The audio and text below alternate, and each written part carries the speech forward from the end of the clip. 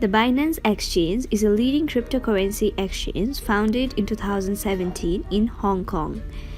Binance offers crypto-to-crypto trading in more than 500 cryptocurrencies and virtual tokens. Hello everyone, I hope you all are having an amazing time.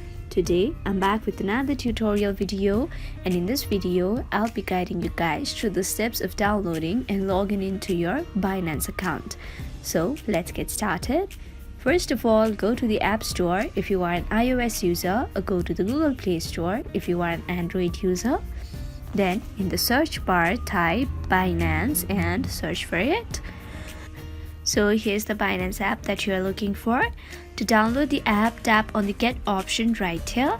In place of Get option, there is Open option showing in my screen. This is because I've already downloaded the app. Once the app has been downloaded in your device too, tap on Open to go to the app.